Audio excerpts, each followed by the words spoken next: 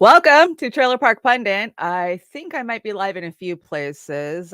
Let's kick on some music while I see where we're at. Isn't that cool? Can you hear it? For some reason, I don't see us on the Rokfin. I knew that RTMP key had a problem. Darn it. And it's in there right. So apparently I'm not live on Rokfin. Oh well. But if you guys were watching Rokfin this morning, what an amazing show they had over there. Comments, Cold Fusion sees me. Hey, Bob. Welcome, Bob. Okay, let's see. While I get tuned in here, guys, let's see. Yes, did you guys watch AM Wake Up with Steve and Pasta? Oh my gosh, what a lineup they had. They had Eve Bartlett and Vanessa Beeley. How heart-wrenching to see the reporting coming out of the Donbass and these civilian citizens that are being cold-bloodedly just murdered. I mean, it's straight up terrorism. We are condoning straight up fucking terrorism there. And if you're not paying attention, please be sure you're following these amazing women on Twitter. You can catch them on, a whole gamut of different shows, but AM Wake Up has them a lot. If you're not watching AM Wake Ups, the Rokfin, join Rokfin. That's where the truth lives, or it has for many years now. Hi, Oz. Aren't you supposed to be at the dentist? I thought you were supposed to be getting your tooth poked or pulled. I don't know. When you're poor, they just get pulled, right? Who can pay for a damn root canal? Okay. I see some of you guys starting to file in. Welcome. Manna, nice to see ya. How's life? I got a good show lined up for us. I wrote it this morning. There's some crazy stuff on there. We were talking about DNA the other day and those DNA collection places like 23andMe and Ancestry. Well, Jilly sent me an amazing little breakdown of exactly what they're doing with your DNA. And let's see if I can get my slide deck pulled up. There we go. Actually, I think no, that's too small. Guess we'll just do it this way, right? There's got to be a better way. No, that's too big, too small. I guess I just stay small. I don't mind it. I wish I could do that in real life, right? I see a lot of new faces in the chat today. Welcome. I am Chanda, Masta, the Trailer Park Pundit. And I just sit here on Tuesdays and Thursdays and talk about whatever tickles my fancy. Thursdays are going to change up a little bit for us because if you've been following me for a number of years, I do a show called To Hell and Back. And To Hell and Back is a look at drug addiction and how big pharma has played and our government has played such a big role in the addiction that we're seeing. And we've done Pasta Jardula is my co-host on this. We've done some amazing in-depth interviews. We've gone through the history of the opium wars. I mean, it's a great show. I'm glad we're going to be bringing it back because we need to be talking about fentanyl. I've been screaming about it for years, but now it's really getting to a bad place. So hopefully we'll start covering some of that on Thursdays. I'm excited. It's going to be Trailer Park Pundit / To Hell and Back. So somehow we'll integrate that in. And Pasta's going to be joining me on Thursdays. He'll come off a AM Wake Up and come right over. And, we used to do To Hell and Back on Thursday evenings, and you guys loved it. We loved it. It's an honest, open look at addiction. As many of you know, I'm a recovering opiate addict. I was handed an addiction by Big Pharma, a man in a white lab jacket that I trusted, who was my friend, right? And the problem is there was no recognition about the addiction or no help offered. I mean, and we're seeing that slowly change. But say 10 years ago, no, if you showed signs of addiction, sorry, they were just going to kick you out the damn door, and they still do that. But so just to give you a little history on me, some of you guys are new. Some of you, if you want to go check out Rokfin, Beauty and the Boomer, it's actually Roar Media. You can find all of our old episodes of To Hell and Back. And we do a lot of in-depth and a lot of sharing about our own personal struggles. So that's what I like about that show. I think a lot of people relate to it because it's something we don't honestly talk about addiction. When we talk about it, we don't talk about a lot of aspects of it. And, we just regurgitate the talking points about rehab and, those type of things. So I really love that show, and I'm glad we're bringing it back. Hey, Natalie, welcome. Good morning, everyone. It is Tuesday morning. Let me see what's on deck first. Fair use. Fair use. I commentate. That's what I do. I don't call myself a journalist or an investigative reporter. Some like to call us that, but I don't. I just am a girl in a trailer park who went on a crazy adventure 10 years ago, 8 years ago. And this is where I've ended up. It's not something I set out to do. I couldn't talk in front of a room full of 20 of my neighbors in 2015, but now here I am doing this and doing it on my own. The things I've learned in the last couple of years are amazing. I was not very computer savvy. I mean, yeah, I know computers and I could get my work done, but I did not know tech. I did not know studios and audio, and I have learned it all over the last couple of years, and I feel like I'm getting more confident too, because to do a show by myself even a year ago, I don't like the sound of my own voice. I'm not one of those people, and I really like to have the banter of having somebody here talking with me. I like to talk to people, and I feel like just talking into the void, sometimes I'm just rambling, and that's the last thing I want to do. So I want to bring you guys information that I'm seeing, things that I think are interesting, and that's what I've got lined up on the deck for today. So we got a lot to talk about. Biden's 60 Minutes yesterday, and the whole COVID thing. Where'd it come from? We told you where it came from 2 years ago, so you can check that out on Brave New Future. Welcome to the trailer park. This is my QR code for my PayPal, and I want to thank you guys so much. Oh my gosh, you guys have been amazing about being so supportive, helping me get teched up and geared up. I mean, the studio that I'm now working in is amazing, and that is because of you guys and your support. And now I am totally geared up for on the ground, and let me show you what that it looks like.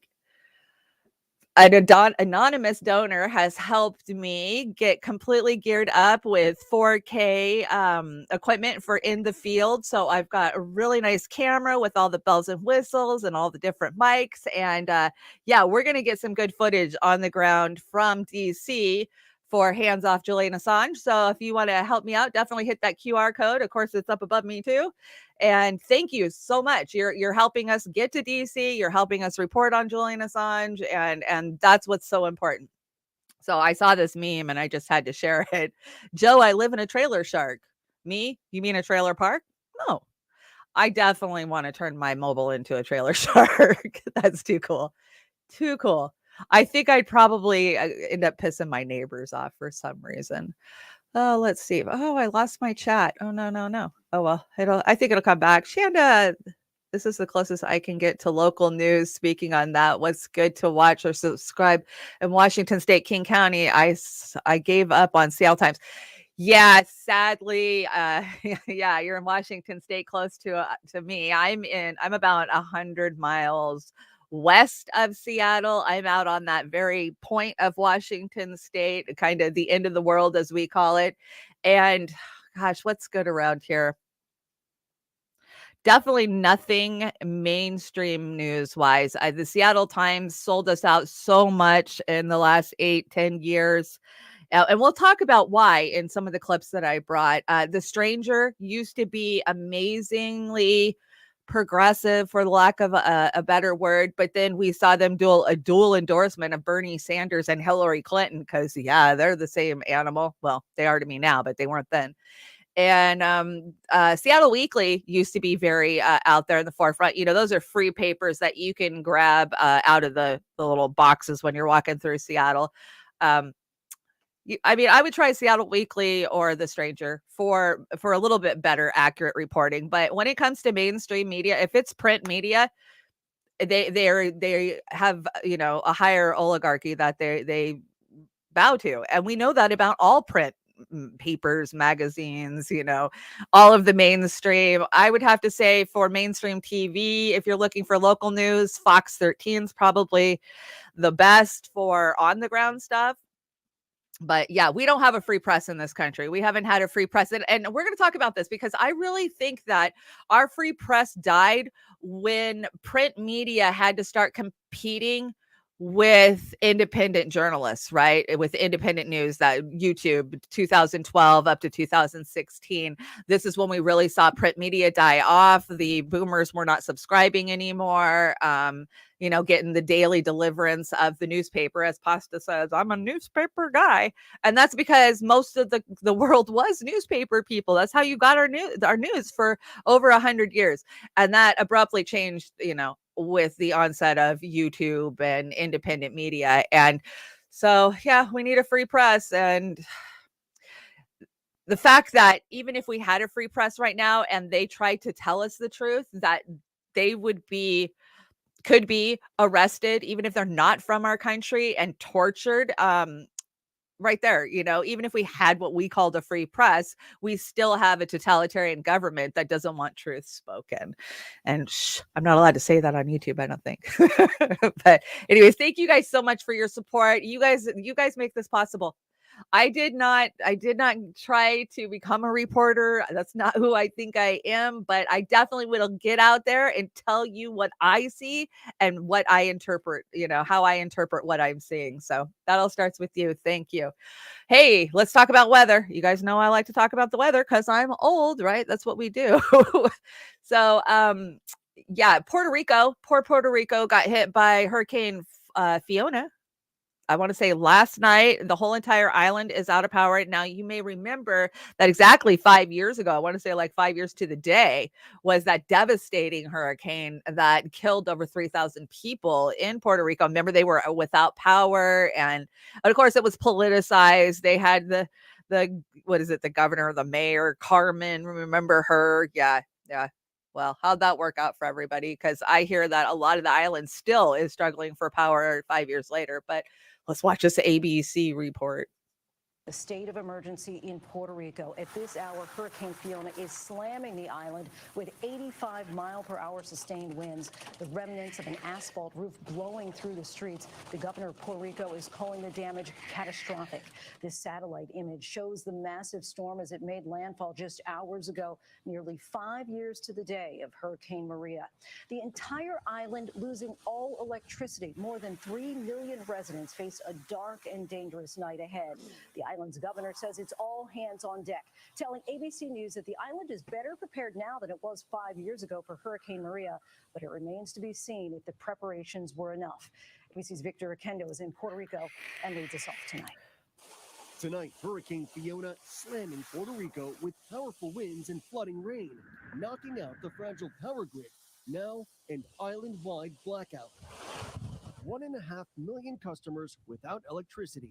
The Category 1 hurricane making landfall with sustained winds of 85 miles per hour, knocking down trees and power lines, expected to dump up to 2 feet of rain.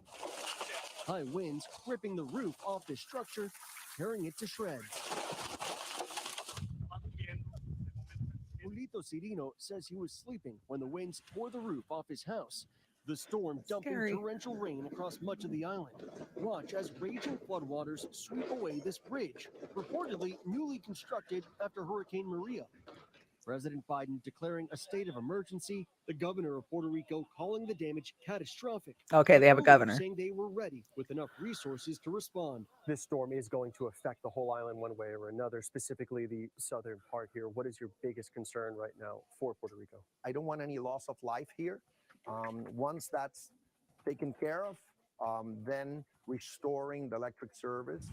Fiona arriving nearly 5 years ago to the day as Maria, which killed nearly 3,000 people. Still so fresh in everyone's minds here. It's got to be, another punch. But that's why people are very responsive and they cooperate because they remember, they still remember Maria.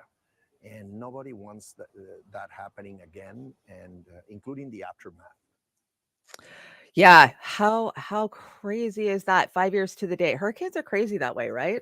I swear they are a living entity. And Kate, no worries at all. Have a safe trip to Bellingham. That's a heck of a little cruise up from the Seattle I-5 area, but no worries. You guys just be safe on that road. More weather, because not only has that hurricane Fiona came in, but a typhoon has hit Japan. And oh my lord, my mother and my grandparents lived on Guam, the island of Guam, in the late 60s during the Vietnam War. And as a kid, they'd always talk about this typhoon that came through. And, you can't imagine what a typhoon is if you've never been through a typhoon or a hurricane. And being in, the Northwest, like I had grown up, I had never experienced that. And then I moved to the South where, I got to experience hurricanes. And then I got to listen. My grandfather used an old reel to reel. Remember those reel to reels that they used to record with? I know all the youngins are like, what the hell is that? Anyways, they recorded this typhoon coming through. Of course, there was no video, nothing like that, because they had the old 8 millimeter back then. And the sound is like, you can't even describe a typhoon. It sounded like a freight train. All you could hear was, my mom and my aunts crying and screaming in the background because they were really young, and my grandparents trying to calm them down.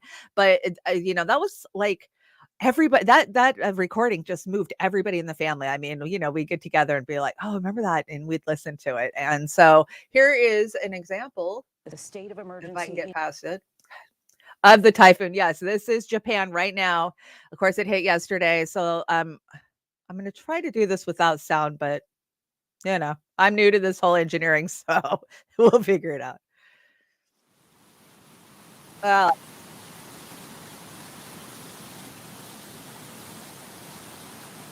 it's crazy. Look at that. I feel for Japan, man. You guys get nailed there with some crazy stuff. Isn't that crazy?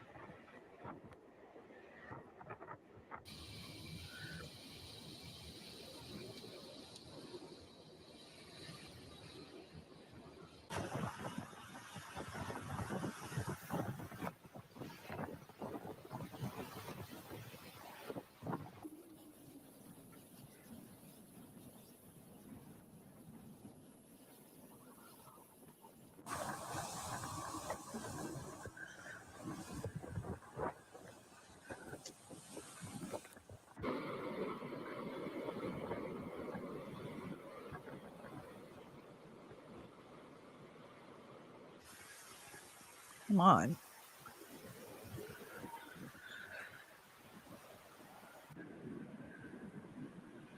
Crazy. 69 people were injured.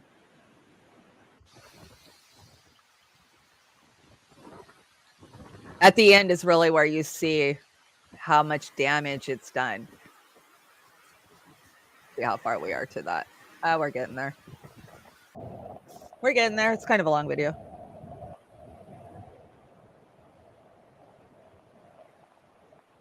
That comes for you? You're just done. Look at this pilot can't even get the door shut. Wow.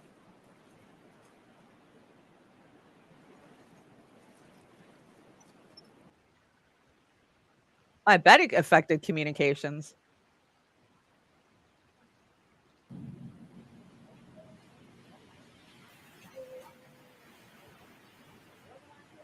Can you imagine being on the bus and you're thinking, okay, my feet are getting wet, but how close to death are you? I mean, it's only a matter of seconds till that bus is completely full.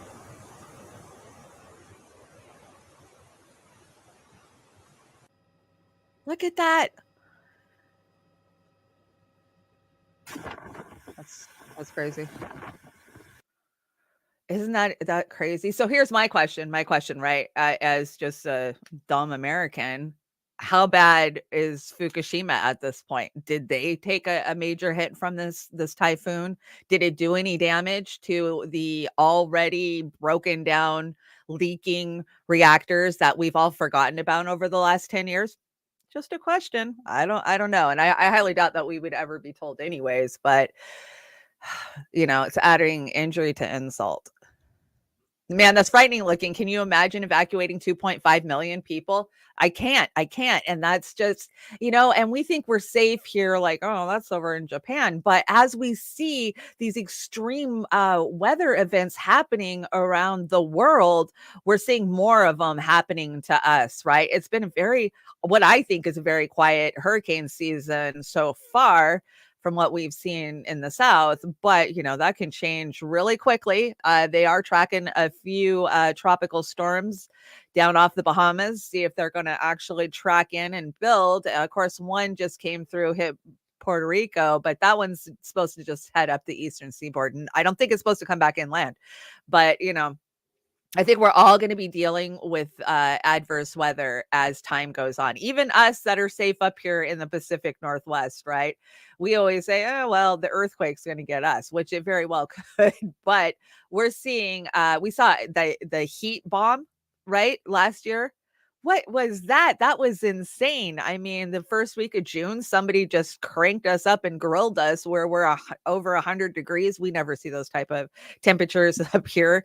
And then, of course, we have been having the big snow events a couple of times a year now. So, yeah, no matter where you're at, prepare for weather, because I think that as we go through these global changes, even though I think they're creating them, everybody's going to be affected by stuff like this. Hi, Kim. Welcome to everybody who's just now joining me.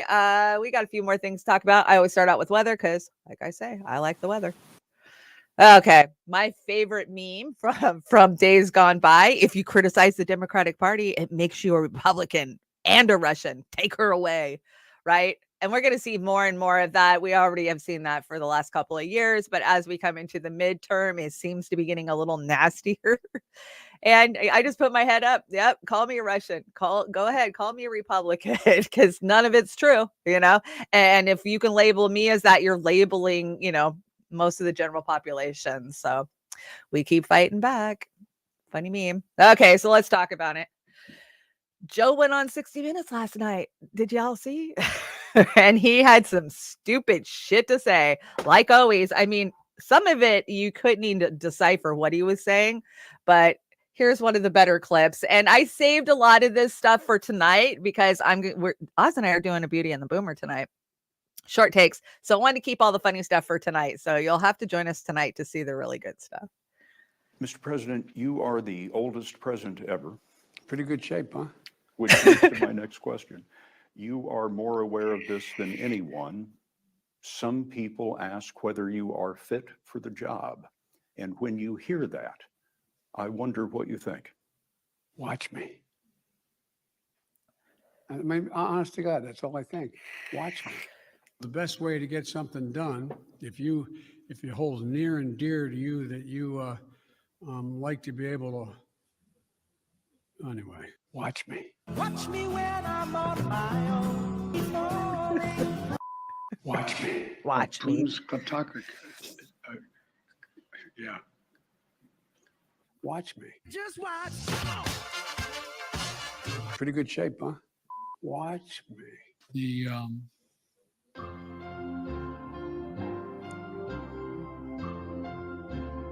Okay, I've seen enough. I've seen enough. Oh, watch me. Hey, Jilly, welcome. Yeah, I know you guys are coming in a little late because AM Wake Up had a great show this morning, and that I'm so glad. Yeah, freaking Biden. The fact that we're going to be completely gaslit for another 2 fucking years, that this guy's mind is sound, that's the part that pisses me off. Like, we all see through this. I mean, what was it? I was watching a comedian the other day. I can't remember who it was. Maybe it was Andrew Schultz or something. And he's all, who here likes Biden, supported Biden, right? And not one person in a crowd of thousands said yes. But, they want us to think that 81 million, and here's the thing. I think Ryan Christensen pointed this out from The Last American Vagabond this morning. And I love this point. This is an amazing point, is that there's a 90% re-election rate for these asshats, yet there's only a 10% approval rating for them. So how does that work? How is that working? That's more of the gaslighting into, trying to make you believe that you are choosing these leaders. But we know better, but I have to be careful because apparently I'm not on Rokfin today. I thought I had the Rokfin set up, but let me see. I'm just making sure I'm not over there. No, I'm not over there. When I put the RTMP in this morning, it just kind of bounced it back. So something I'm going to have to work on. But I think I'm over at Trailer Park Pundit, my actual own channel. So that's a start. Thanks for joining me.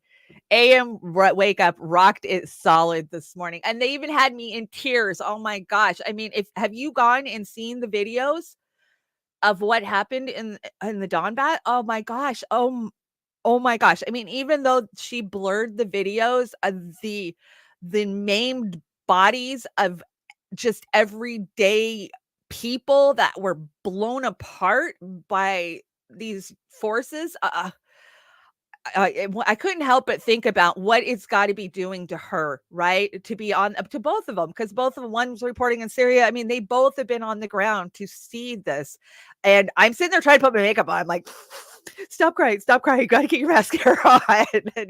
But it hurts. It hurts. But I support these ladies. They're doing such important work and such dangerous work. And please, if you haven't watched it, go check out AM Wake Up and make sure you're following both Eve Bartlett and Vanessa Beeley on Twitter, because they're the only ones telling you the fucking truth about what we're supporting in the Ukraine. NATO is murdering people. That's straight up terrorism. I know, and that's probably going to give me a strike on YouTube, but that's exactly what it is. It's straight up terrorism, right? We freak out and think the whole world's got to come to a grinding halt if we're being, terrorized and attacked. But here, let's go do it to other countries, which we've done for so long. Syria, Yemen, Palestine. We can just keep listing names, right? The list gets bigger and bigger, especially since the days of Obama. So, let's see, what else do I got lined up? Mr. President. Oh, come on. Let's see if I can get this. There we go. So, did you hear Biden said the pandemic is over? If you notice, no one's wearing masks.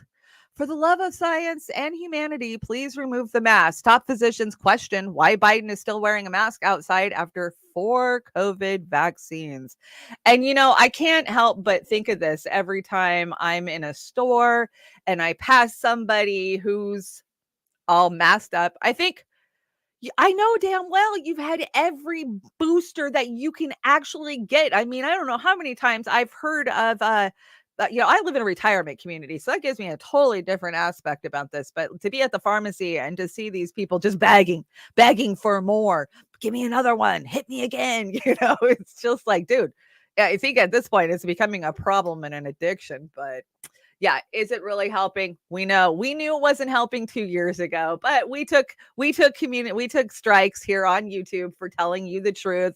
I don't know how many times we were shut down, weren't allowed to talk about things, how many times we had those stupid little disclaimers. And so far, I haven't found anything that Roar Media, Amber King, myself, or Oz has been wrong about in the last 2 freaking years when it came to our reporting on this pandemic. So I'm glad that this information is starting to come out now, though. Speaking of masks, did you see that Biden was at the Queen Lizard's funeral yesterday? Ah, there he is. 14 rows back. They put him 14 rows back. That's how important Biden is as the leader of the free world, right? And then speaking of masks, somebody pointed out that, what is this chick's name? Kamala? No, that's our president. Anyways, look at her neck. Does that not look like one of those prosthetics from from Mission Impossible? With Tom Cruise would rip the rubber mask off. That's what it looks like to me. That's what it looks like, doesn't it? Look, right here you can see, like, how crazy is that? But you Camilla. Okay, Kamala, they all suck. But you're right, it's Camilla. The fact of I was one of those dumb Americans that just adored Princess Di. I know exactly where I was the night that she was killed. And she was the people's princess. And I think that she was stuck in a terrible situation. And right at the end, she was finally getting out of it. I mean, to have this woman stealing your man, to even have her at your own freaking wedding and know she was sitting there and that she was sleeping with your husband, I just can't imagine, a head transplant. Maybe it was a head transplant. So she will never be, I don't think she'll be an accepted queen. I got to think that the people of the UK have disdain for her lacking of morals, right? They're supposed to be well educated and well bred, the bloodlines, right? But they seem to just be scandalous with all this crap about, oh, well, I could take a wife and sleep with whoever I want, because we even see William doing that now. So, and that doesn't include all the crap that these guys learned from, was it Mountbatten? You remember him? Yeah, he was the worst. He was Charles's mentor, and Charles just adored him, and he was just a dog of a person and terrible. If you ever go look deep dive Mountbatten, he was a lot of the problem. But yeah, I just don't see the English people supporting her as their queen. I mean, right now everything's emotional because the queen's passed, and long live the king, right? Give it 3 or 4 months, and I see the British press kind of going after these guys in a couple of months. The people are not going to just, I mean, right now they're doing the pomp and circumstance of her funeral, but I say give it a couple of weeks. And yeah, it is a freak show, isn't it, Anthony? And I think it'll change, and I think that the UK people will be screaming for him to abdicate, because they think that Charles has more, or William has more integrity. That is my prediction, and you heard it here first. I mean, if I'm wrong, I'm wrong, but I don't think I'm wrong. I don't think, as much as he wants to stay king for 20 years, and God knows they can keep living with all that heart transplants and adrenochrome and whatever else, right? They can live forever, but well, close to forever. So we'll see. I guess we'll see. Let's see. Oh, I gotta tell y'all, if you are living in a country that is ultimately ruled by the queen, you don't own the property you live on. Hate to break it to you. So all our buds in Australia and Canada and in the UK, you don't own your property. The queen owns your property, or did own your property. Now the king does. So let's hear this. The Queen is dead. Long live the King. On the 8th of September 2022, those words mark the passing of Queen Elizabeth II, ending the longest reign in British history and announcing the ascension of a new king, Charles III. With his new title, Charles has inherited a phenomenal amount of wealth. I have the most money in the world, right? Yes, Your Majesty. And is now leader of the richest family on earth, an organization they themselves call the Firm. For years, the assets of the royal family have been shrouded in mystery, hidden behind laws designed to protect their true value. But recently, many news outlets have helped to lift the veil, uncovering a level of riches that truly defies the imagination. You might think that it's an exaggeration to suggest that Queen Elizabeth owned the world, but it might not actually be as big of a stretch as you might think, because legally, she owned more of the planet than anyone else, including land that most people thought was theirs. According to statistics, Queen Elizabeth's personal wealth was estimated to be around $500 million. But this figure is very misleading, as by law, she owned much more than that. The vast majority of this unconsidered wealth is made up of land, and just how much depends on which law you choose to look at. In the UK, the monarch owns the Crown Estate, which is more than 250,000 acres across the kingdom, or around 0.5% of the nation's surface. But this really isn't accurate, as Queen Elizabeth actually owned the superior interest in all land in England,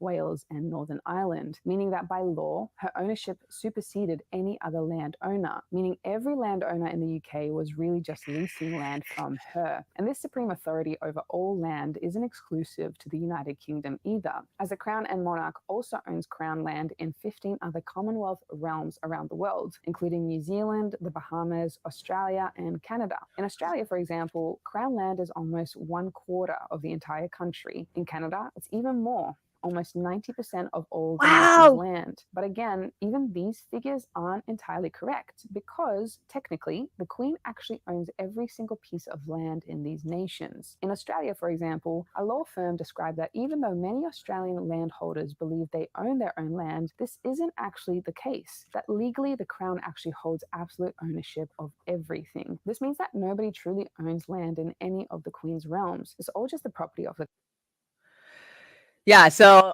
the Queen ultimately owns all property in all lands that she reigns over. But I hate to break it to you, here in the US, you don't own your property either. You know, my biggest dream would be to be a property owner. Of course, I own my trailer, but I still pay taxes on it, and they could come take it from me, even though it's not legal to move one of these. They could come take it anytime they want. And that's the moral of all of it. I mean, everything we strive for, everything we work for, all the things that we try to obtain, they're not yours at the end of the day. The government will just take them, especially as the boomers start aging out, and their assets will be put into probate and seized by the government. I mean, a lot of this is going to happen with inheritance taxes and then nursing homes, right? We've had this huge push for the last 20 years to not take care of grandma and grandpa at home, but to put them in a home. And what is the deal you have to make to put them in home? And that is to sign over their properties. And that's what sadly happens to a lot of people's inheritances. Government ends up with it. And at the end of the day, damn right, Jilly, the IRS owns your stuff. Try not paying your property taxes and see how long you still have a house. So we don't actually own anything. We come into this world with nothing. We go out with nothing, right? That we know. So just a reminder to our friends in the UK that you don't own your house. Somebody else does. Let's see what else do I got The here. Queen is dead. Oh, come on. Long live the King. Oh, On the 8th can you of guys September. hear that? It never goes away. Go away. Here we go. Okay, so good news on Hunter Biden. They're finally going to decide to do an investigation on him. Let's check this out. Okay, play. Oh, maybe I'm not allowed to play it. What the heck? Oh, come on. Why won't it play? Apprehensions involve individuals who were already stopped in the last year. That's weird. Okay, I'm going to back it up and then I'll make it bigger and then we'll hit play. Oh, and then it just disappears. Apparently, I'm not allowed to bring TDN news to, or what is it, NTD news. Who is NTD? Is that Chinese affiliate? I think it is. No, because then wouldn't it have the big warning right here that says Chinese news? Show more. Oh, they're right wing. That's right. They're right wing. Darn it. That was a good report. I don't know why I can't play it. Yeah, that's not it. Oh, yeah, maybe it is. Very weird. It won't let me play it. But anyways, they're doing an actual investigation into Hunter Biden's financial dealings. So some of the Republican, and then it just decides to play on its own. How crazy. Some of the Republican senators have now been calling for committees to start looking into this. Let's hope that, something actually comes of it. I'm still trying to get it to play. Oh, there we go. Oversight I get Committee it. could vote on the resolution as early as Tuesday. Turning Okay, so the House Oversight Committee is going to be voting on whether or not to investigate Biden. So I give up on that one. It doesn't want to play. And now I can't get rid of it. Other foreign countries. Come on. a mother So weird. It goes into another screen. We're just going to skip it and go around it. There we go. So let's talk about the Fauci. Mangala Fauci. That's what I call him lately, because that's really what he is. When you know his past, and so many of our brothers and sisters have gone out there, they've got the receipts. Jamie Deluxe has done an amazing job of telling you and showing you who Fauci is, what he's done over the years, and just how evil he truly is. And so here's a great little breakdown from Russell Brand. Why is my slide deck not working? A new report suggests that not only could COVID have come out of a lab, it might not have even come out of a lab in Wuhan, but one in America. So what was all that certainty and censorship about 3 years ago? The story is changing. Hello there, you 5.9 million awakening wonders. Thanks for joining me on this voyage towards unfolding truth in all of its complexity, with all of its nuances. Well done for staying focused. Well done for staying strong. Well done for staying connected. Now, I'm talking about the lab leak now and a new report about it. So I guess down there is the old misinformation, disinformation guy. I don't mind them putting that little link down there as long as they run this channel underneath the mainstream media news. Every time they put CNN there, they say, oh, well, this is what they're saying on Stay Free Media, just to give you a balanced perspective. I don't imagine they'll be doing that. So turn the notification bell on right now. Cling-a-ding-ding-ding-ding, so we can get you right in the phone hole whenever we need to chat to you. Now, let's look at this emergent new report and how it impacts the last 3 years. Do you see how you're being invited to just forget about all that stuff? Oh, don't worry about whether or not lockdowns were effective. Don't worry about if the results of lockdown were actually more negative than positive when it comes to tangential or ancillary conditions. Don't worry about anything to do with the medications and their efficacy. Put all that behind you and focus on either the Ukraine war, which is a bad thing, it's Putin's fault, and also the Queen is dead, and there's no complexity to that either. You know, you're being invited to be dumb. We are not going to let that happen to one another, are we? We're going to keep each other smart. Let's get into it. The Lancet is facing a backlash after a major COVID-19 commission report suggested the disease may have leaked from a laboratory in the United States. Published on Wednesday, the paper said it remains feasible that SARS-CoV-2 emerged from either a natural spillover or a laboratory incident, and called for the introduction of more safeguards to reduce the risk of either eventuality. So we're not saying that it did, saying that it's possible. But do you remember how much weight, freight, effort and strength was put behind it? Come from that wet market. Look at that. Oh my God.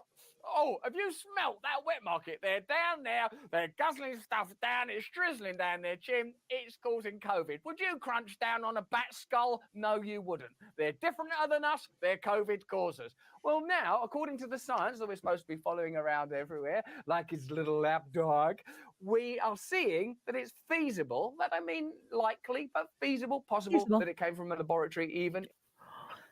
No, I don't know why it's cutting so early, but yeah, right? We kind of told you this in I want to say February of 2020, and you can go back, we have the receipts, because there's genetic markers inside of all viruses, and we knew from the professionals that there was genetic markers that marked where this came from, and it didn't come out of a wet lab. But, you know, you'll still have those diehard regurgitating mainstream media people that just tell you that it's completely ludicrous that it could have came here. You know, as somebody who had COVID in December of 2019. Yes, I had COVID in December of 2019. I live outside of the Seattle area, so it was here. I had a daughter who was in a big rehab facility, literally in downtown Seattle. I mean, just a couple of miles from downtown. And I was driving over every weekend to pick up and drop off the grandkids so she could see the kids. And I was so bloody sick. And December 18th, I went to the ER, and I couldn't breathe. And I was a smoker at the time, and I had been a heavy smoker for 35 years. And I just remember going to sleep at night and thinking, I'm going to die in my sleep because I'm not going to realize that I'm not getting air in. And this was before COVID. I mean, we knew that there was something. I knew the last week of January, there was something going on in China. And I was sending it to my doctor friends, like, have you seen this? Oh my God, there is a pandemic coming. And people thought I was crazy. I was, a sensationalist. But within a month, they realized, oh shit, this is real. And within, a couple of weeks after that, we knew that it was here in the US. And I've seen the Seattle Times admit that Americans in Seattle were getting sick as early as October of 2019. So that's why they had to keep it under wraps. And this is the fucked up thing. When I went to the ER that time, they put me on prednisone and, of course, an inhaler and a bunch of other stuff.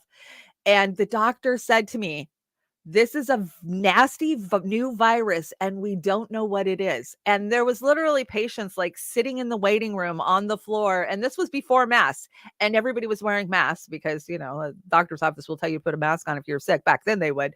And everybody had the same symptoms. And this was the end of December. I've kept my paperwork to prove it all of these years.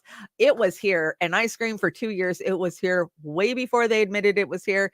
And I absolutely believe that it came from a US lab. But let's hear it from the officials who know better, like, Dr. Ron Paul. The pandemic is over. We still have a problem with COVID. Over. We're still doing a lot of work on it. But the pandemic is over. If you notice, no one's wearing masks. Everybody seems to be in pretty good shape. He was wearing Except a for mask you. in public Kennedy. outside 2 weeks Who ago. remembers Kennedy The from problem MTV? is the damage is already done from the virus as well as from the government's draconian overreaction and COVID measures. And there are still a lot of unanswered questions like, where did COVID originate? And who got rich off the vaccines? Last week, Kentucky Republican Senator Rand Paul confronted Dr. Fauci about the latter. Watch. We've been asking you, and you refuse to answer, whether anybody on the vaccine committees gets royalties from the pharmaceutical companies. I asked you last time, and what was your response? We don't have to tell you.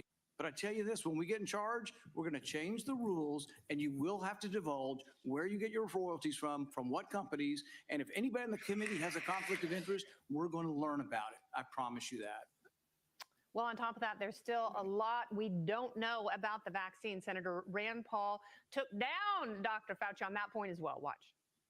You seemed quite certain of yourself in 2004, but in 2022, there's a lot less certainty. A vaccination following infection gives an added extra boost. And that film that you showed is really taken out of context. If you ignore whether they've been infected, you're ignoring a vaccine, basically. When people decry vaccine hesitancy, it's coming from the gobbledygook that you give us. As you heard, Senator Paul is vowing to investigate all of it should Republicans win the Senate. So when would that begin? And shouldn't they be doing that now? Here with me tonight, Kentucky Republican Senator Rand Paul. Senator Paul, welcome back to the show. Thanks for having me. So you really are the only honest actor who is taking it to Dr. Fauci, who is so horribly conflicted. Now, for you, what is the most troubling conflict of interest that he has? Well, the thing is the entire pandemic, if it came from a lab, the fact that he approved the research and funded the lab would draw culpability to himself, culpability to the NIH, culpability to all of these people who made the unwise but he's the decision science. to send money to China to do dangerous research. So that's why they steadfastly resist this. But if you look at the early emails when they first discovered the sequence, the RNA sequence of this virus, January 31st of 2020, they are quite frightened. There's harried emails going back and forth till 2:30 in the morning. And all of the initial scientists are saying to him, holy cow, we've looked at the sequence and it looks like it's been manipulated in the lab. In fact, it has a cleavage site. This is the way the virus cleaves or gets into the cell that we don't see in nature typically, and that the Chinese last year asked us for money to do exactly that research. So all kinds of alarms and bells went off for a day or two. And then we have another couple of emails where Dr. Collins and Dr. Fauci are talking about how they are science and saying that, wow, this would be really damaging to science and to NIH and to all the taxpayer money we get, and also to themselves personally. So they began a cover-up, and I think it's the biggest cover-up probably in the history of science.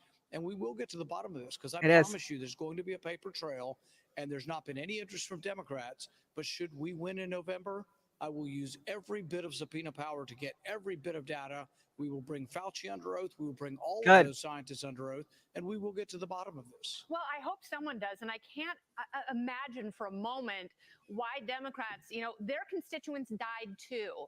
The kids in their districts, they suffered as well. They suffered through the mental health crisis and learning loss because of this pandemic, and we still don't know where it came from. We deserve to know that. That should not be a political pursuit. And, Dr. Fauci has made it so. He has turned into a political operative, and he has done so much damage to this country. Now, another answer you've been trying to elicit from him, and he's been very slippery on this, and this is also a glaring conflict of interest. There are people who sit on those vaccine committees who decide what the rules are for all of us and where we can and cannot go, could they be getting royalties and could they be enriched from They are. the vaccines that they are forcing into people's bodies? So we've asked this question over and over again. Fauci and others have refused to answer any questions. They're steadfastly refusing to answer any questions, but a judge, through the Freedom of Information Act, required that they release some emails. They released them, but they blanked them all out. Of course. Except for the total amount of royalties. Wait for And it. It's not a small amount. 1,800 scientists received $193 million. But they won't tell us from which companies to which scientists. Or how they split it, right? So 18 scientist doctors got that much freaking money to split. I mean, over $100 million. That's insane. Yes. Who is it? I saw somebody say something about the malicious manners. I saw a video recently that morgues are finding fibrous structures inside the body. And yes, I've reported on this. I'll go back and find the pictures because I have quite a few pictures that were sent to me. Oh my gosh, what it's doing, it's clotting inside the body and literally mimicking the artery, and they're pulling them out. I did a report from a, gosh, who was it? I'm gonna have to go back and find that where when they're in the morgue and they're trying to put the formaldehyde into the body, right? They got to drain all the fluids and then they got to put the formaldehyde in to preserve the body. And they're not able to get the formaldehyde in because there's these fibrous blockages all over inside the body. And they're having to push those out. And yes, there's actually, I have a picture of one that came out of a person who's still alive. And I'll throw it on tonight's deck if you want to join us tonight. It just freaks Oz out. Yeah, you saw that, Julie. It is so horrendous, so scary. And here's the thing, right? So many people were forced to take this. Forced. I'm not saying that it was voluntarily. They had to for their job, for their families, for their, church. So many people did not know what they were getting into, and I brought a Dr. Campbell clip next to show you. He's breaking down deaths because, of course, the overall mortality of humanity is really bad right now. It's way worse than before the pandemic. And what could be causing it? So let's see if I can screen share, bring in another screen, bring this in from Twitter. There we go. There's Dr. Jan Campbell. He is in Uganda right now, and he is there talking to them and studying how Uganda had the less vaccines. And guess what? They had the less pandemic of anybody in the freaking world. It hardly existed there. So let's hear from Dr. John Campbell, who guided us through this pandemic beautifully. I got to say, he has been one of my go-to since December of 2019. He is the science, not fucking Fauci. Well, a warm welcome to today's talk. It's Sunday, the 18th of September. Now, we're looking at excess deaths today. This is a phenomenon all over the world at the moment. And what prompted me to do this is the European Union has just published data showing that deaths are 16% higher than we would expect. And the vast majority of these are not COVID deaths. So we've got a great increase in non-COVID deaths. So that's what we'll be looking at from the European Union, and we'll see that this is the case in many countries around the world. Now, the UK latest excess death data, updated on the 16th of September, data for the week ending the 2nd of September. 350 deaths involved COVID. It was 505 the week before, so that's continuing to go down, which is good news. Total number of deaths registered in the UK, just over 10,000, but 7.4% above the 5-year average. More people are dying than we would expect. This equates to 706 excess deaths in the United Kingdom. And deaths involving COVID-19 account for 3.4% of all excess deaths. So we see there's a large number of excess deaths that cannot be attributed to COVID. What is causing these deaths? And we're not really seeing that much discussion of this. That's why I'm very keen to keep this topic in people's minds, because we really do need answers on this one. Now, this is excess mortality here. Now, I know you won't be able to see this very well at all, but I'm going to blow it up for you. But it shows Mexico's worse. But these accumulative excess deaths, of course, most of these are COVID. And if I just show you the order of COVID or total excess deaths, many of which are COVID, as we've said. You see, Mexico did very badly in the pandemic, then the United States, Italy, Greece, Spain, United Kingdom, Ireland, Canada, Australia, New Zealand. So that's total excess deaths, many of which are COVID. But if we look at the deaths that are current at the moment, most of these are not. The vast majority of these, as we've seen, are not COVID deaths. And here we see that figure, these figures here. So, for example, the United States is on about 12% at the moment. But again, we'll look at these in a bit of a blow up so we can see them in order. Ireland, the United Kingdom, Australia, the United States, New Zealand, Canada, all with excess deaths, although the Canadian data is a bit non-existent, actually, on our world in data at least. So the European report, excess mortality hits 16%, highest value in 2022 so far. Crazy. This is from Eurostat, all the Okay, so that was just the clip that was on Twitter. That's Dr. John Campbell. If you haven't followed him yet, I was so happy to see him show up on some of the other commentators that I watch, like Jimmy Dore. I was so happy when Jimmy started bringing him in because it was like, okay, now I know you're getting accurate information, you know? And so, yeah, I hope that Dr. Campbell's research will lead us to some kind of tribunal where we put these fuckers on blast and show the world what they did. The WHO, the NIH, all of them, Fauci, you know, all of these rank and file got in line with big pharma because they are big pharma. And that's another thing that we report on to hell and back. We will just go profile like the head of the FDA or the head of Pfizer and break down how they are hand in hand and one and the same. You know, the most shocking thing that I've learned, I think, in the last year is all big pharma research comes from big pharma. So, or all the FDA's research comes from big pharma. So if the FDA puts out something about how great a new product is, that research came directly from the big pharma company. And they don't even make any qualms about it. They go, well, we don't have the money to do our own research. We trust what they're saying. And that has just been the way it's been for, 20 years. We've known that this is going on. But I hope that some of these, Rand Paul and John Campbell, and I mean, them bringing the truth up, hopefully we can hold some of these murderers accountable, because that's exactly what they are. They got rich poisoning people. And for a thing that scared us all, we now know wasn't that scary. I admit I was scared because we've been pre-programmed for years, right? To think Ebola was coming, or, these hemorrhagic fevers that just kill you. And if you remember the first videos that we saw coming out of China in, say, the first week of January of 2020, people were literally just dropping on the streets, right? Just on the streets, season out. I mean, watching those videos, I remember I was still in bed. I was so sick. And it took me 3 months to recover from whatever virus I had at the end of December of 2019. 3 months. And I could feel damage on my lung and my heart. To this day, I still feel like there's damage on my heart from whatever I had. And I know that I have had every strain of COVID but Delta. So I had Ami, and I had the very first one, the Wuhan, and there was another one in there that I caught.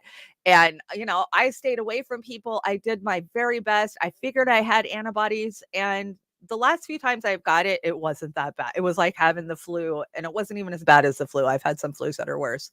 So I don't know. Did nature wipe this out, or was it because of the boop boop? I guess we'll never know, right? I want to say that nature stepped in and fixed this crap for us, but you never know. Welcome to all my viewers. I got a bunch of new people hanging out. Jilly, I see you, Jilly. You weren't that late. Who's Kim? Did I already shout Kim out? Natalie, Barbara. Hey, Barbara Bartleson. How's it going? Up there in De Bellingham. Aspen Fallen. I see you. Thanks for joining me. I saw a couple of new faces. Oh, Dingo. Hey, Dingo. What's up, Dingo? Dingo ate my baby. That's still one of my favorite handles of all times. Great handle. Dingo says, yes, Chanda, January 2nd of 2021, unknown respiratory virus got me. Oh, I'm sorry. So is there another one? I don't. I think that this is the beginning of it. They're just going to keep coming at us, right? I think that was the start, and now it's going to become the new norm, as they would say. This is the new norm. So come on, go to the next one. Let's see here. We'll go this one. Oh, I forgot I'm still on that screen. Let me see if I can change the screens. Share screen. I want to share that one, but I want to share it with sound. There we go. Yay. I'm figuring this engineering thing out. It's not as easy as it looks. And I have a new found love and appreciation for everything that Oz has done for us and Roar Media over the last 2.5 years, because it's one thing to do a show. It's another to engineer and do a show. And Pasta's doing a great job figuring it out too. Some of this is easy, some of it's not. So it means that it's working, right? Okay, that was my prompt to go to Dr. Campbell, but we already went. So we'll move on. I do love that meme. That's a great meme, though. Okay, so this is a little update on the Amanda Rabb story. If you joined me a couple of weeks ago, I did kind of a deep dive into these conservatorships that we're seeing popping up around the country, especially for stars that are in some kind of turmoil. Say Britney Spears, Bam Margera, Wendy Williams, which I heard was in the hospital. I haven't got an update on that. I'll have to look. But at least once a month, I randomly remember that Dr. Phil once invited the creator of Bum Fights, a video series, on his show to confront him after exploiting vulnerable people for financial gain, only for him to show up dressed up as Dr. Phil and point out that he does the exact same thing. Fucking bravo. I hate Dr. Phil. But the bum fights thing, do you guys remember bum fights? There was a series back in, I want to say like 2005, maybe, where it was one of those things on the internet. Everybody was going and looking up, oh my God, this guy pays bums to fight each other. And yeah, it was pretty funny, right? Everybody would laugh. But what about those poor people that were being exploited and hurt, physically hurt for financial gain? I mean, they're both terrible if you ask me. But I brought this because Mark Leahy of Soft White Underbelly, well, YouTube has decided that his content, because remember, he goes and he interviews sex trade workers, prostitutes, just people down on their luck. And he gets millions of views on his YouTube channel and he makes a shit ton of money. Well, they've decided to change that. So let's hear a message from Mark Leahy. Now, if you don't, like I said, he's Soft White Underbelly. He also is involved with the Amanda Rabb story. That's how Amanda was found, because he did interviews with her on his show, like 8 of them. I brought them. They're terrible. They're on Soft White Underbelly if you want to watch them. But let's hear from Mark Leahy. I'm Mark Leahy, and I create the videos you see on my channel, Soft White Underbelly. About a month ago, YouTube changed their policy on sex-related content on their platform, demonetizing all the videos that have any kind of sexual content. That impacts about 2/3 of the videos that are on my channel and impacts my ability to recoup the expenses that are considerable in producing this content. 100% of the money that I've made on YouTube since I started has gone back into the communities that I shoot in. 100% of it. And that is going to be diminished greatly by this decision. And there's really not much I can do about it. You know, my initial reaction was to put these videos on my subscription channel. But I realized after doing that for a few weeks that the reason I'm doing this project is not to make money. The reason I'm doing it is to help create some awareness of what's going on in our country. I believe these videos help society by understanding how and why these situations come to be, and what we can do to raise our kids differently to protect them from similar fates. I believe it also helps the interviewee to share their story, very often for the first time. I think that's beneficial to the interviewee, and it also helps with people who are watching the story that are going through similar things, so they don't feel so alone. I'm frustrated by this decision by YouTube, but it is their platform and they can do what they like. You know, I would think an advertiser would love to have their ad on a video that's going to get 200 to 400,000 views its first day. Oh, you don't have the ego. Related videos get, but it's their platform and they're going to do what they like. Right. So that was Michael Leita, right? I always say Leahy because I'm thinking of Trailer Park Boys. But yeah, Mark Leita.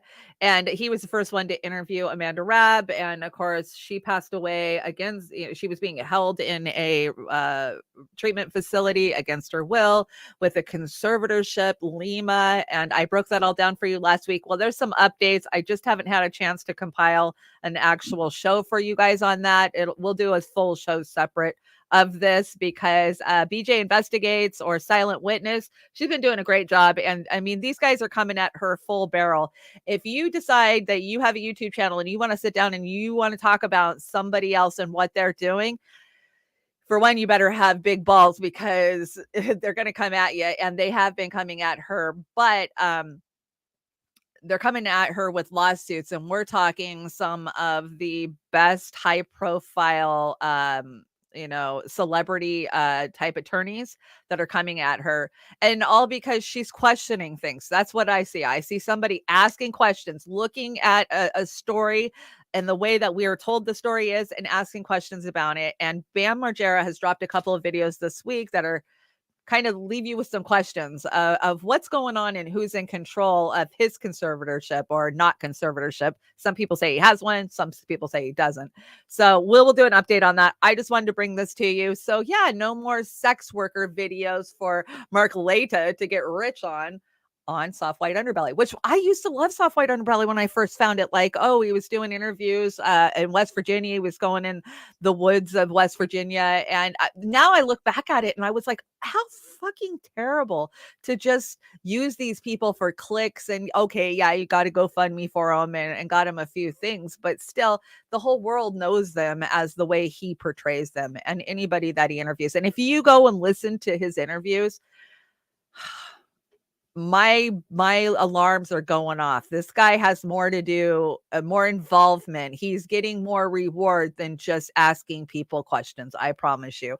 I don't think I'm not going to make any accusations here, and this is just my speculation, but knowing people the way I do and the way that he talks to some of these women, yeah, I got questions. So I don't know why no one is talking about the court ruling social media can't censor. Can you cover this, Chanda? Yeah, right. I mean, they don't care. These platforms, they're platforms, right? One day they're platforms, the next day they're publishers. Whatever suits their fancy on the narrative and the people that they want to suppress. I mean, we've seen this on Twitter. We see this on Twitter with the whole reporting wars, right?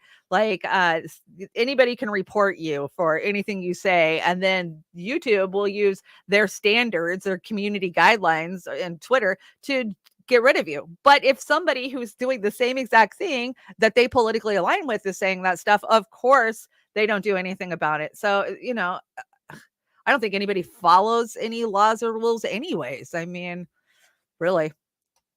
But we're going to talk about that because I did bring some censorship stuff. So let me see where we're at on the deck. Oh, let's talk about the police. Let me bring in my other screen. Did you guys see what's going on in California with the LAPD? Now, I couldn't screen grab this, so I'm going to go ahead and just go to Twitter and see if I can get it to work. Come on. All these different screens, man. Okay, we'll close that one. Go here. No, go here. Okay. Am I at the top one? Yep. Okay. Screen share with sound. Okay, here we go. So this is the first one. I've got a thread that's got 3 of them. And you can see this is the LAPD rolling up on 2 people in a truck, or 3 people, I want to say, in a truck. No warning, no, hey, put your hands up. We're surrounding the vehicle. Nothing like that. If you've seen this video, it's awful, but it could be worse. Oh, why do I have no sound? Do you guys have sound? There we go. 60. I got it. You got it? 60 North 64, show me 608 rapid shots fired, officer yourself. Watch this. They just roll up. Roll up like style.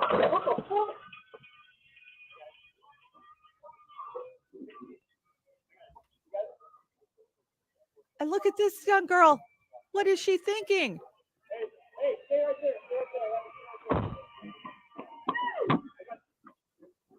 Shocking. Okay, so have you guys seen that video? What the hell? What the hell? They could just roll up and open fire on you like it's gangland? I can't understand this, but this was their response. So I had to bring you their response there. Let me back it up. Pause. Make it bigger and hit Officers play. approached the driveway to conduct a pedestrian stop on Mosqueda he raised what appeared to be a firearm, which resulted in an officer-involved shooting. Where?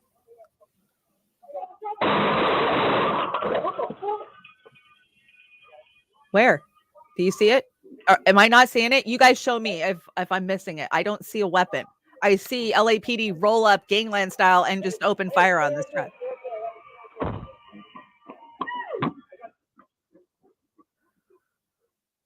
As the officers approached the driveway to conduct a pedestrian. Okay, so now it's just going to loop on me. Where was the weapon that they said that they were shooting at them? Because, and here's a different angle. So I found another angle. Hey, come here. Let's look at this one. I'll make it big.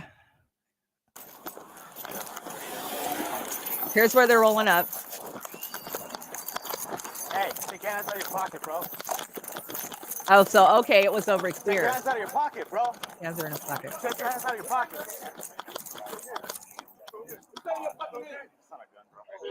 He goes, "It's not a gun, bro."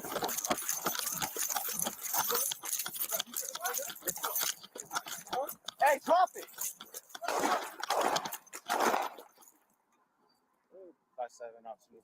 So I want to say this one was in June. Oh, this wasn't a different angle. This one was in June. That's right. And if you didn't know, I've reported on it in the past. This thread is, let me see what this thread is called if you guys want to go check it out. Well, Sean King posted that, and I'm not a huge Sean King fan, but I do follow this because I think there is complete abuse of these police departments. We know it. We've been screaming about it. That's what defund was about. They defunded, but only to scorn us and show us, you guys we'll just let crime go out of control if you want to defund us, instead of stopping the fact that these guys are handed, tactical, military grade weaponry to use on the citizens of this country. And that's what we were screaming about when it came to defund, but they sure rubbed our face in that, right? And yet here we are with the same problems that we have been screaming about for years and years and years and years. It's 20 years that I can think of that we've been screaming. And what it comes down to is, right, a lack of training, a lack of oversight. They feel like they can do whatever they want. I mean, we've talked about this till our eyes bleed, and it never is going to stop. That was LAPD. The LA Sheriff's Department, that's a whole nother damn story, man. They literally are inundated with their own fucking gangs. Like, there's gangs inside the department, and other officers who are trying to go against them are having backlash because they're doing the right thing. And it's scary for them, right? We always say one bad apple, but if you have a bunch of good apples trying to tell you that apple's bad, and you're not listening, it's the good apples that will end up, being rotted. And that's what we are seeing with these damn police forces. Let's see if I can stop screen sharing that. Okay, bring this one back in. I'm getting the hang of this, guys. I think I am. Oh, as long as I can remember audio. There we go. Back. When we have a clip on Twitter or maybe on Rokfin or one of those, they're hard to capture and move into Google because Google doesn't want them. Google is hand in hand with, YouTube and everybody else. They don't want this stuff on their platform. So they make it impossible to embed it into a video, either move it to a doc, move it to your slide deck like we normally do. So that's why I'm trying this new screen 3 thing where I literally will pile up everything that I can't move on there, and hopefully we're working it out. I don't know. You guys, you tell me, is it working? Am I actually able to bring you a little bit more information? Because I tell you, I get frustrated as hell that everything I have to bring is on YouTube. That's why I was excited to be on Rokfin this morning, but that didn't work out too well. I want to get back to a point where I can give full truth. I feel like I haven't been allowed to do that in the last year. And now that I'm engineering for myself, I can. Come on. Okay, so what is this? Oh, yeah. That was my prompt to go to screen 3. I'm not prompting myself very well, but I am remembering. Did you guys see this? Whitney Webb last week. Whitney Webb over on, I want to say it was AM Wake Up. She does an amazing job. She is one of my favorite researchers. I have a couple of favorite researchers. Whitney Webb is one of them. Melissa Drake from TruthStream and her husband. They do an amazing job. Of course, Bartlett and Beasley, and there's so many, but let's listen to this. a broader question. I wanted to So- take a severe right turn. Well, let me ask the broader question when we're on this area really quick, since you answered that, because you did mention the Clinton Foundation, and you know, being a guy who likes to go to different countries and look at elections, I'm very interested in Latin America and the Caribbean. What ties did Epstein have getting involved with the Clinton Foundation in Haiti? Because there's always rumors that Haiti and what the Clinton Foundation did to it was on purpose to keep it very unstable. And there's rumors or things that why they want to keep Haiti very destabled. And I don't want to go too deep into that, but a lot of people would say that some It's where younger the lizard babies people are getting their unvaxxed kid adrenochrome from. Thank you. That's basically what what I'm trying the to- suggestion is. Well, is yeah. that this is the baby farm for where the Yes. unvaxxed adrenochrome kids. Okay. Yes. So, I don't really follow. I just sort of talk about Epstein and the origins of the Clinton Foundation because that's what the most evidence. That's where the most evidence is about his relationship to that and the Clinton Global Initiative, which I think was like 2006 when that started.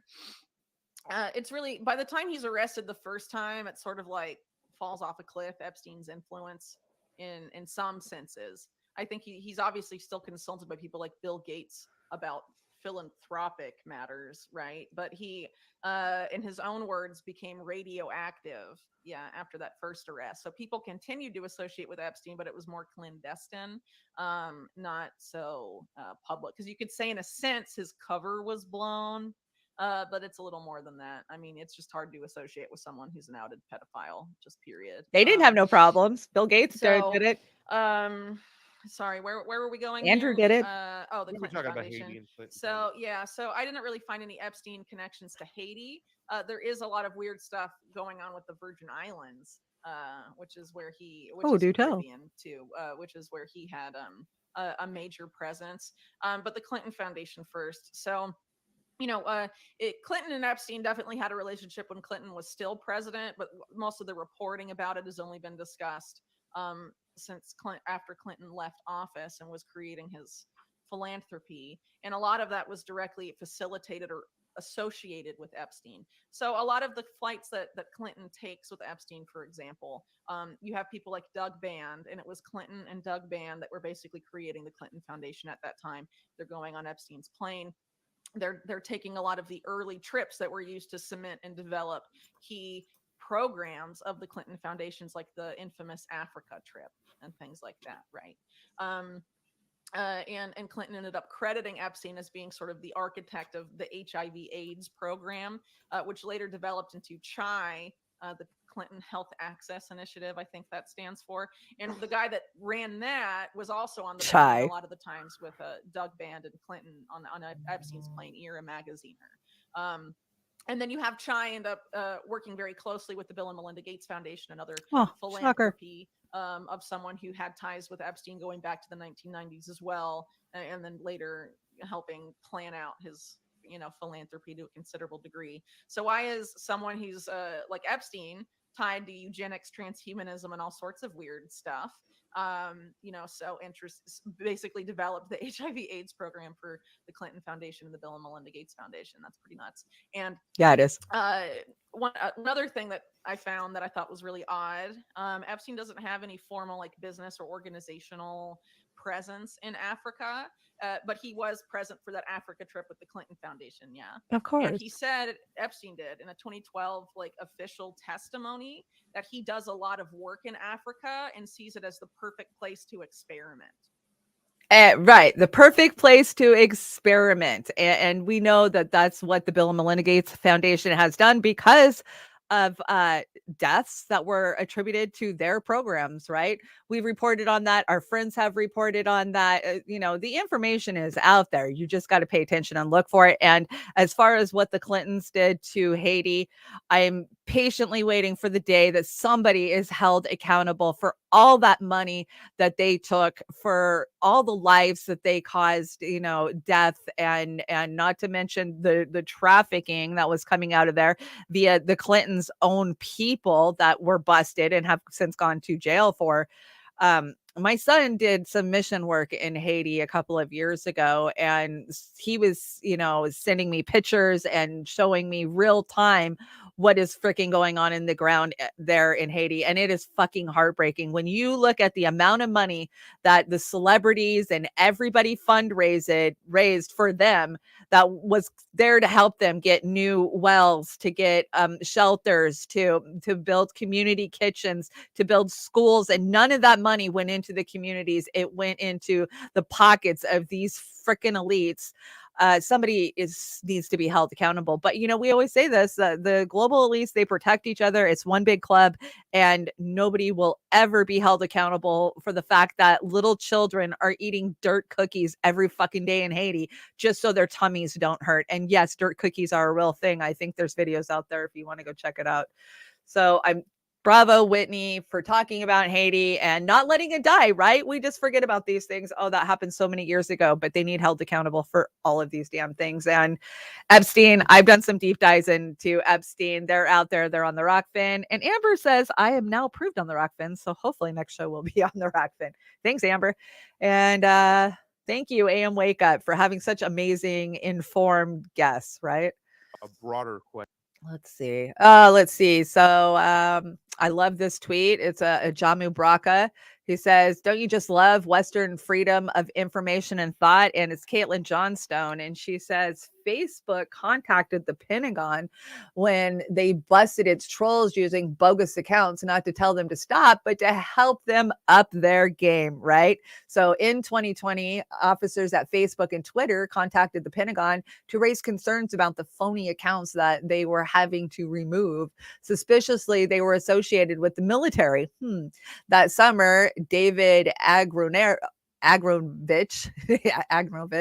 Facebook's director of global threat disruption, spoke to Christopher C. Miller, the assistant director of special operations and low intensity conflicts. Wow, that's a mouthful. I'm special operations low intensity conflict advisor, who oversee influences operations policies, warning him that Facebook could sniff them out. So could use some adversary. Several people familiar with conversations said his point, one person said, was, guys, you got caught. That's a problem. So yeah, the problem is that they got caught, and to do better and not to get caught, right? So yeah, Ajamu Baraku, don't you just love Western freedom of information and thought? Absolutely.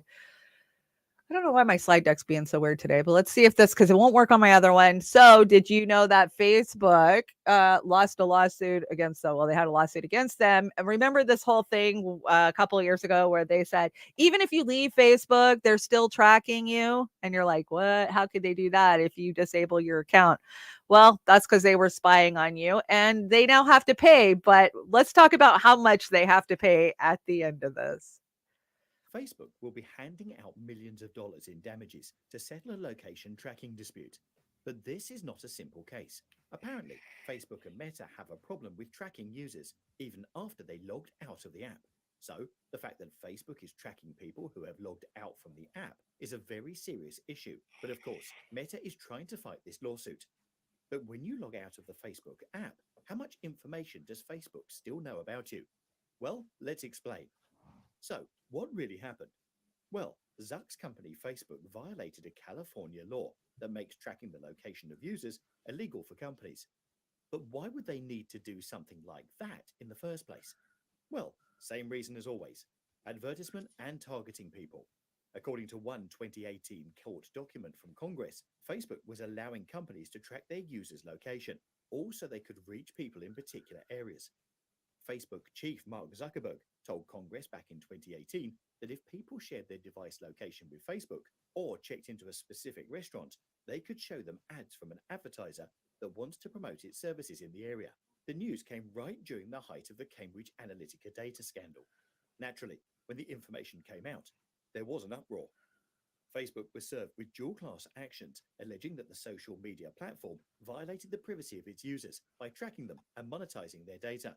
The cases were filed in the U.S. District Court's Northern District of California. Yeah, I'm trying. The complaint states, I'm trying to turn it up, guys. Disregard for plaintiffs and the putative class members' Oh, that's privacy just my and volume. its collection of their location data contrary to their privacy I know. settings represents the latest chapter in its campaign of deception.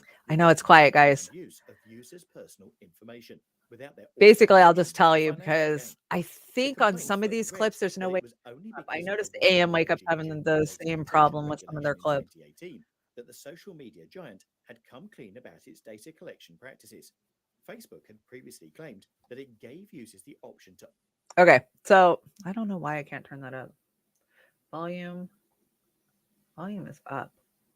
So it must just be bad. See, when everybody has different microphones, everybody has different equipment. So a clip that sounds okay on one system might not sound good on the other system. And that's why we always have problems with these clips. There's not a uniform sound across YouTube, across Twitter. So they're all over the place and we're trying to adjust.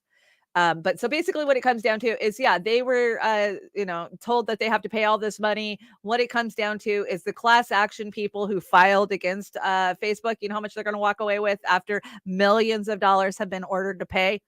$1. $1. So basically you got ripped off of your data. They stalked you. And yeah, $1 is what they're going to walk away with. How insane. That's a way to make them pay, right? Facebook pay. I want to figure out how to turn this up. So you can see down here, instead where my sound controls normally would be is my controls for my slide deck. Oh, and if I come out of it, I can't turn it down. Facebook will be Yeah, I will figure that out. I'm learning. Remember, this is my second. I just learned this studio last Thursday. So I will get there. I promise I will get better. Okay, Jilly, I brought this one. Jilly sent this to me last week. I didn't have time when we had Pasta on to go over this, but we were talking about the DNA, what they're doing with our DNA that they're getting from these places like Ancestry and 23andMe and what they're doing with it. So this is a 2-part clip. I'll play the first one. Hopefully it'll be loud enough.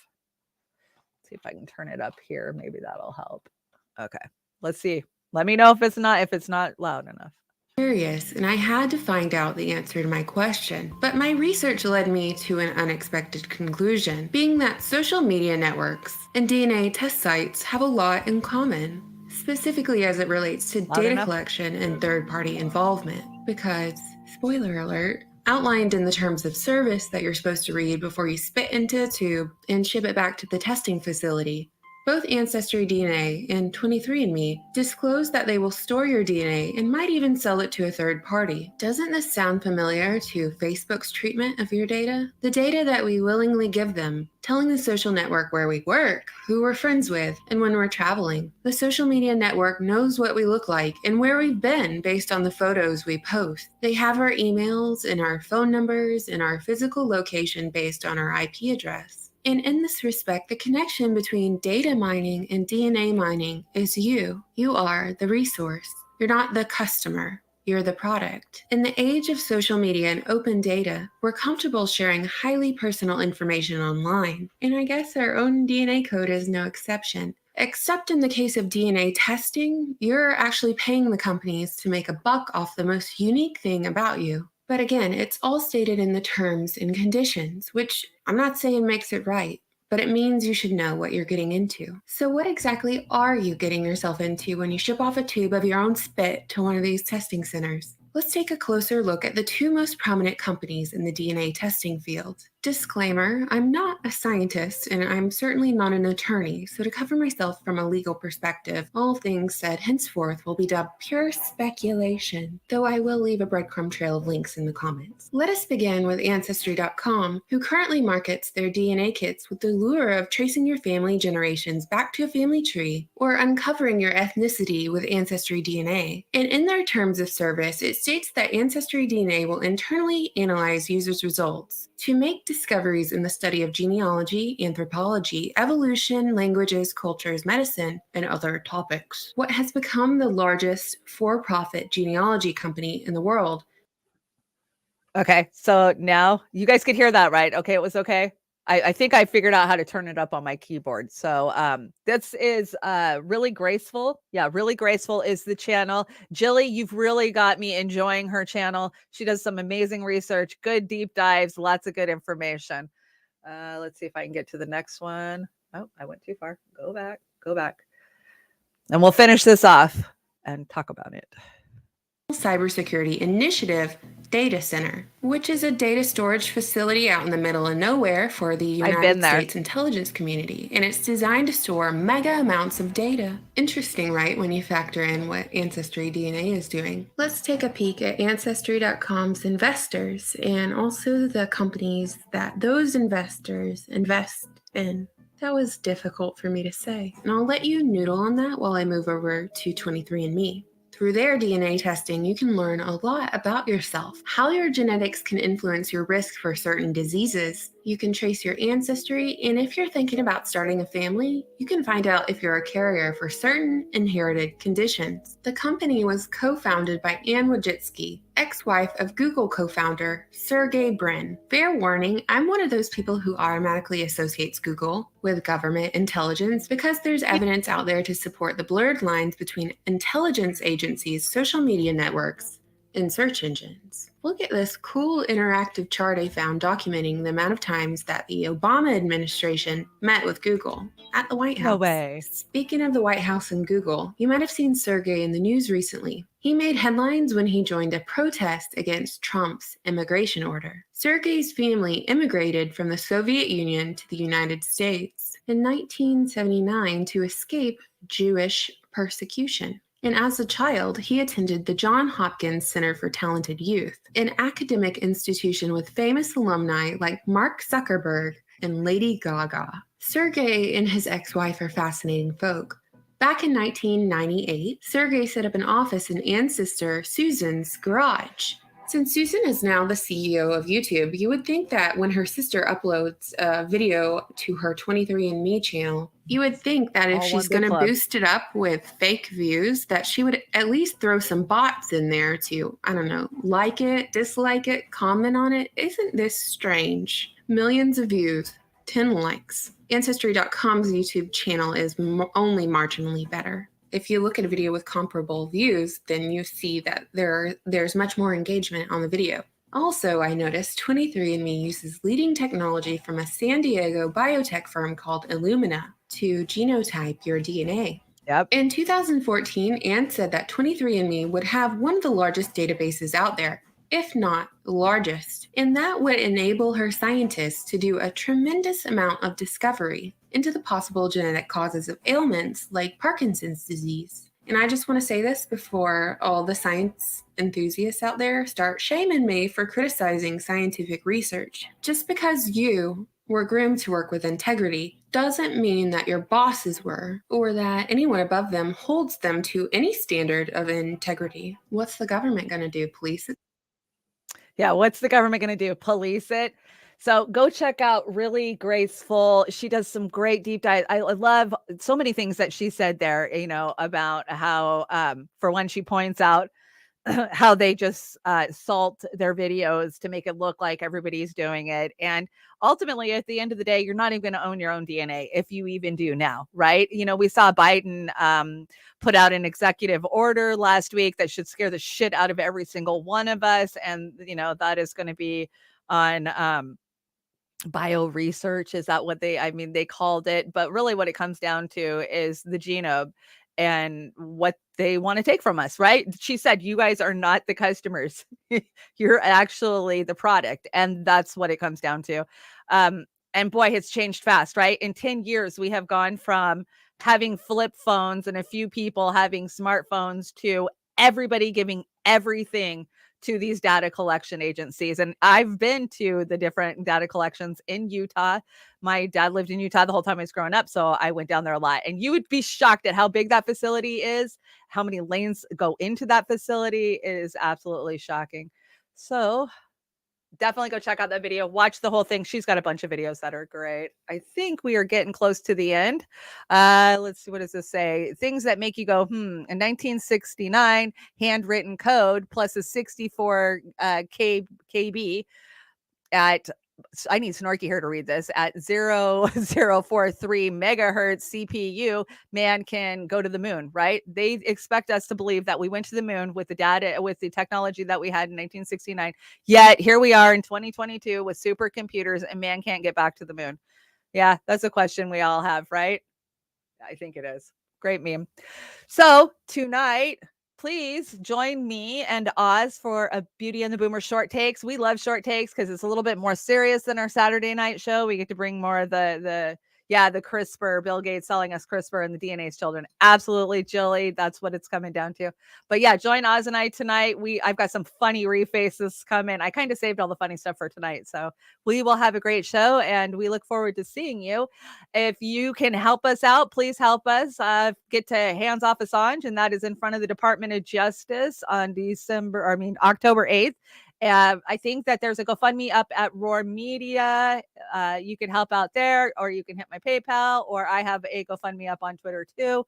You guys have single-handedly got us there. We're going, flights booked, got our gear, and we couldn't do it without you guys. Independent media doesn't happen without you guys. It doesn't.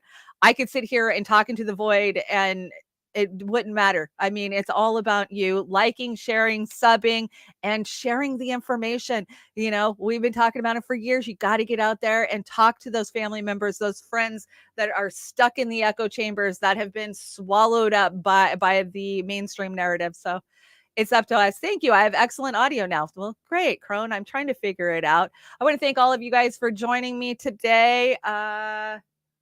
Okay. Yeah, I'm going to close with my I haven't been taking a copyright violation on this, so I'm just going to keep playing it because God knows we take enough copyright violations on our channel. So thank you guys so much. And I want you guys to have a wonderful day, and I'll see you tonight.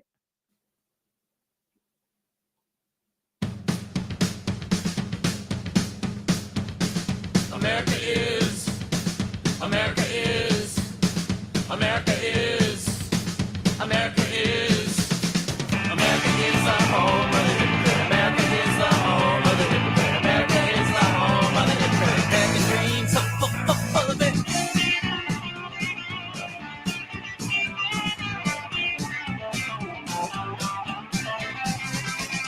Look at the Indians, look at the blacks, look at the figures, look at the facts, look at the facts. Facts, not the lies, and you'll find out. Big surprise that America is the home of the hypocrite. America is the home of the hypocrite. America is the home of the hypocrite. American dreams are full of it.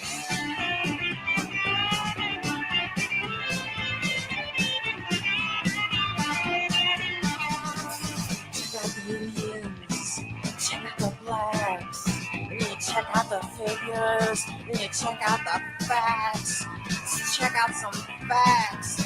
Check out the facts, not the lies, and you'll find out. It's a big surprise. Like between the eyes that America is the home of the hypocrite. America is the home of the hypocrite. America is the home of the hypocrite. American dreams, only dream. No desperation limit. No desperation level. Even though my nose don't work, I smell trouble. I smell trouble. No desperation limit. No desperation level. Murder, murder in the government. Say you're sorry. Say you're sorry. No desperation limit. No desperation level. Turn the key. Turn the lock. Nationalism. You can suck mine. No desperation limit. No desperation level. Watch how the world's progressing everywhere. Aggression, aggression, aggression, aggression, aggression, aggression.